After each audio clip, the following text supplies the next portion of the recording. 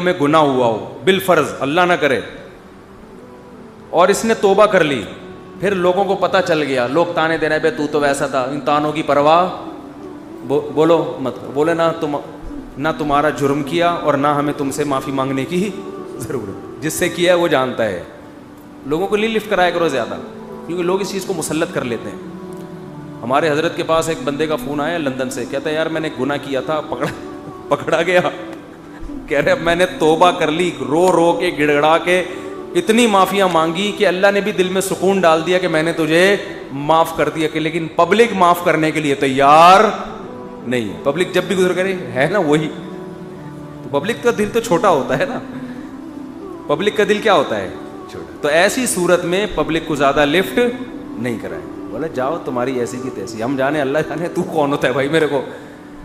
اور قرآن کے الفاظ دیکھو یار، وَمَن يَعْمَلْ سُوءًا أَوْ يَظْلِمْ نَفْسَهُ ثُمَّ يَسْتَغْفِرِ اللَّهَ يَجِدِ اللَّهَ غَفُورًا رَحِيمًا. ایسے وجد والی آیتیں ہیں. فرمایا جو بھی گناہ کرے گا، اپنی جان پہ ظلم کرے گا، ظلم ہو گیا، گناہ ہو گیا، شیطان نے بہکا دیا اس کو، غلط ہو گیا اس سے. حقوق العباد سے اس کا تعلق نہیں ہے، کیونکہ حقوق العباد میں پھر اس بندے سے بھی معافی مانگنا ضروری. کچھ جرائم ایسے ہیں جو اللہ اور بندے کے آپس کے معاملات. فرمایا پھر اس کو خیال ہوا کہ بھائی خدا تو انتقام لے گا، اور ویسے بھی غیرت کے خلاف ہے جس نے اتنے احسانات کیے اس کو ناراض کرنا. قرآن کہہ رہا ہے ثم یستغفر اللہ، پھر وہ اللہ سے کیا کرتا ہے؟ معافی. کیا عجیب الفاظ ہیں. اللہ نے یہ نہیں فرمایا غفرہ اللہ، اللہ اسے معاف کر دے گا، نہ نہ نہ نہ، یہ انداز نہیں ہے، یہ اللہ اس سے انتقام نہیں لے گا. فرمایا یجید اللہ غفور الرحیم، وہ اللہ کو پائے گا، وہ دیکھے گا کہ اللہ غفور بھی ہے اور رحیم بھی، وہ دیکھے گا اپنی آنکھوں سے. یہ ایسے ہے جیسے ہم کسی کو دعوت دیں کہ آپ ہماری دعوت پہ آؤ، آپ پوچھتے ہیں کیا کیا ملے گا. ایک طریقہ ہوتا ہے آپ بتائیں بھائی بریانی کا انتظام بھی ہے، کباب بھی ہیں، اور اللہ بھلا کرے چکن کا بھی انتظام ہے، اور کڑھائی بھی ہے، 2-4 چیزیں اور بتا دی آپ نے، تو وہ ذہن میں رکھ کر آئے گا ٹھیک ہے بھائی یہ چیزیں ہوں گی. ایک اسٹائل یہ ہوتا ہے وہ کہ بھائی کیا ملے گا، تو آپ اس کو بتائیں جب تم آؤ گے نا تو میری دعوت میں پہنچنے کے بعد تمہیں محسوس ہوگا کہ وسیم بھائی چھوٹے موٹے سیٹ نہیں ہیں. وسیم بھائی نے دعوت کی، یہ جی تم پالو گے، یہ چیز محسوس کرو گے کہ وسیم بھائی طبیعت کے تنگ، ایسا دسترخوان ہوگا، چھوڑو بریانی کباب، چھوٹی وہ غریبوں والی باتیں ہیں. کیا بریانی، مسالے والی بریانی، اور مفتی صاحب کے بیان سنتے رہتے الٹے مسالے والی بریانی، چپلی کباب، کوئٹہ کی چائے. ابے بھائی چھوڑو یہ باتیں، یہ تو کہیں کھانچے وانچے میں پڑی ہوئی ہوگی. یجید تم پاؤ گے، مجھے محسوس کرو گے کہ یہ چھوٹا موٹا سیٹ نہیں ہے. دسترخوان دیکھ کے اندازہ ہو جائے گا بھائی کوئی بہت بڑا آدمی ہے. قرآن کیا کہتا ہے؟ جو گناہ کرے گا اور توبہ کرے گا یجید اللہ غفور الرحیم. اللہ یہ نہیں فرما رہے کہ اس کو معاف کروں گا، اللہ فرماتے ہیں جیسے کوئی بندہ دعوت پر آئے تو آپ کہو بھائی تم پاؤ گے کہ میں چھوٹا موٹا سیٹ نہیں ہوں. تو اللہ کا انداز یہی ہے. فرمایا تم سے کتنا بڑا جرم ہو جائے، کتنا بڑا جرم، یہاں تک کہ نبی نے فرمایا کہ اللہ فرماتے ہیں یا عبادی لو بلغت ذنوبک عنان السماء، تم نے گناہ کرتے کرتے کرتے کرتے زمین آسمان کے خلا کو بھر دیا، اتنے گناہ ہو گئے.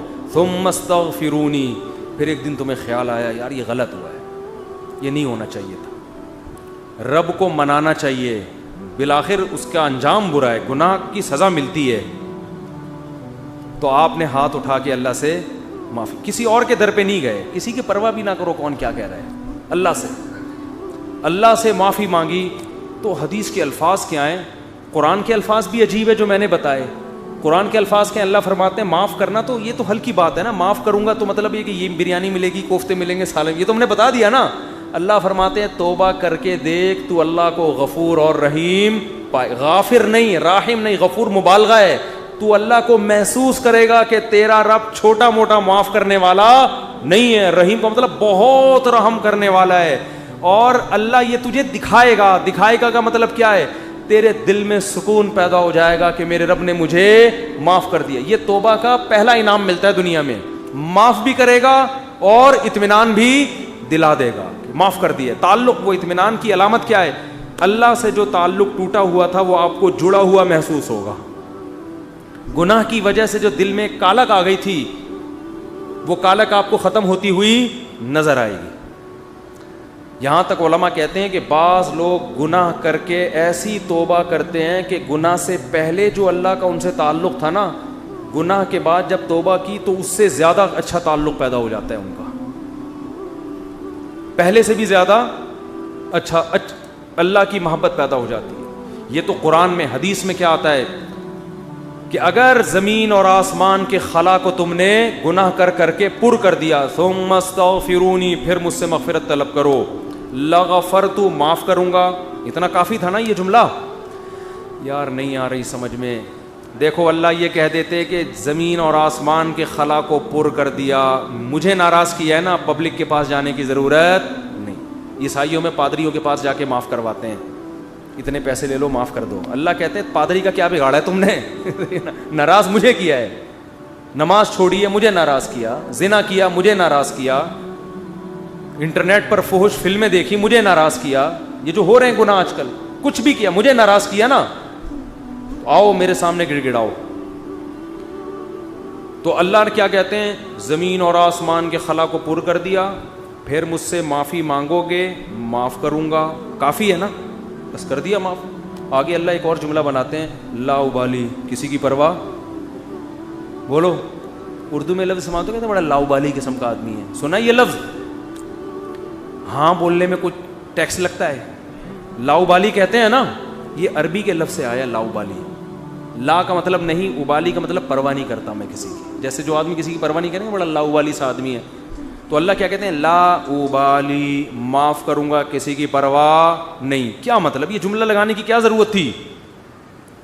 جملہ اس لیے لگایا جا رہا ہے کہ بہت سے نیک لوگوں کو اعتراض ہو سکتا ہے, اے اللہ اتنے سارے گناہ سیکنڈوں میں معاف. یہ بات ہماری کھوپڑی میں بولو نہیں, کچھ تو تھوڑی سی ہوتی. جیسے ایک بیٹا نافرمان ہو, 20 سال باپ کو ستاتا رہے. اب باپ کو زندگی بھر ستایا اس نے, باپ نے کہا ایسی کی تیسی ہے, ابھی دیکھتا ہوں میں جائیداد سے آپ کر دوں گا, میں یہ کر دوں گا. باپ بوڑھا ہو گیا, مرنے لگا ہے بھائی, اب جائیداد کی تقسیم کا وقت آ رہا ہے, اور اب یہ گیا, اس کو پتہ ہے کہ اب تو سارا معاملہ خراب, زندگی بھر ستاتا رہا. آخر میں آ کے ابا سے کہتے ہیں, ابا I am very very sorry. ابا کہتے ہیں چل جا معاف کیا. دوسرے بیٹوں کو آئے گا نا غصہ, ہے بھائی, ابا یہ کیا, یہ تو آپ کے رحم دل ہونے سے ناجائز فائدہ اٹھا رہے ہیں بھائی, ابھی آپ کے جانے کا وقت ہے اور یہ آ کے سوری کر کے چلا گیا. تو ابا اگر ابا ہوں گے تو آپ دوسرے بچوں کو کیا بولیں گے, باپ تم ہو یا میں ہوں؟ کیا خیال ہے, باپ تم ہو یا ٹھیک ہے تمہارا مشورہ ہے میں نے سوچ لیا. باپ بہرحال کون ہے, میں, میری مرضی, میری جائیداد ہے, میری میراث ہے, میں کسی کو بھی نہ دوں, میں صدقہ کر دوں, جاؤ. لیکن انسان کا اتنا ظرف ہوتا نہیں ہے. اب اللہ پر تو موت واقع نہیں ہوگی, لیکن انسان پر تو موت واقع ہوتی ہے, اور موت کے بعد رحمت کے چانسز ختم, توبہ کے دروازے بند. ساری زندگی گناہ کرتا کرتا اب موت سے پہلے اللہ سے کیا کہہ دیتا ہے, آئی ایم سوری, معاف کر دیں. تو اللہ کہتے ہیں کہ میں معاف کر کے, آگے پہلے ہی بتا دیا کہ کسی کو اعتراض کرنے کا حق, اللہ کو پتہ ہے بہت سارے لوگ آئیں گے, یا اللہ یہ کیا ہے بھائی, یہ کیا اتنے سارے گناہ ہو رہے ہیں اور اس نے معافی اور 1 سیکنڈ میں معاف, یہ تو تیری حکمت کے خلاف ہے, یہ تو مصلحت کے خلاف ہے, یہ تو یوں ہے, یہ تو ناانصافی ہے. اللہ کہتے ہیں بولنے دو, مجھے پرواہ, بولو نا, نہیں ہے. تم نے تھوڑی جہنم بنائی ہے, میں نے بنائی ہے. نافرمانی اس نے میری کی, معاف کرنے کی طاقت مجھے ہے, تو میں جس کو چاہوں معاف کروں. تمہیں کیا تکلیف ہو رہی ہے, تم اپنی بات کرو مجھ سے, کہ تمہیں کسی جرم کے بغیر میں سزا تھوڑی دے رہا ہوں. یہ جو الفاظ ہیں نا, لا ابالی, یہ بڑے زبردست الفاظ ہیں. مجھے اس پر اکثر ایک چٹکلا یاد آتا ہے, وہ میں ہر بیان میں جب بھی اس حدیث کی تفسیر کرتا ہوں وہ سناتا ہوں کہ اس کی مثال کیسے ہے. اس کی مثال ایسے ہے, یہ جن لوگ پہلے سے بیان سن رہے ہیں انہیں یہ واقعہ سنا ہوا ہے, نئے نئے لوگ بھی آ جاتے ہیں نا. پرانے والے اصل میں اعتراض کرتے ہیں یار وہ گھسے پٹے قصے بار بار سنا سنا کے نا تھک گئے ہم. تو بھائی آپ کے لیے گھسے پٹے, نئے نئے لوگوں کے لیے کوئی مارکیٹ میں نیا آئے گا تو بتائیں گے ہم, اب آ ہی نہیں رہا. تو وہ ایک اونٹ, ایک بیل اور ایک دمبا, یہ بس واقعہ سنا کے بیان ختم کرتا ہوں, کچھ چند سوالات کے جواب دینے. اونٹ, بیل اور دمبا یہ کہیں جنگل میں سفر کے لیے نکلے, کھانا ختم, ایک گٹھری نظر آئی گھاس کی. اب تینوں میں پھڈا ہو گیا. اونٹ کہہ رہا ہے میں کھاؤں گا, بیل کہہ رہا ہے میں کھاؤں گا, دمبا کہہ رہا ہے میں کھاؤں گا.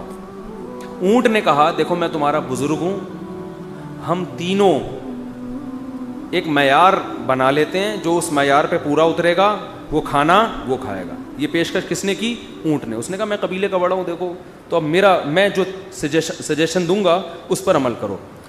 تو ہم تینوں میں سے جو اپنا سب سے پرانا ہونا ثابت کر دے گا کہ جو دنیا میں سب سے پہلے آیا ہے وہ اس گٹھری کا مستحق ہے. اونٹ کا خیال تھا میں ہی ہوں, بزرگ ہے. لوگوں نے کہا چلو جی بزرگوں کا احترام اسلام میں ٹھیک ہے, واجب ہے. دمبے نے کہا ٹھیک ہے بھائی میں اپنا ثابت کرتا ہوں میں بہت پرانا ہوں. انہوں نے کہا کتنا پرانا؟ انہوں نے کہا دیکھو ابراہیم علیہ السلام نے بچہ ذبح کیا, نہیں ہوا تو دمبا آ گیا. یہ روایت صحیح نہیں ہے لیکن چلو فرض کر لیتے ہیں دمبا آ گیا.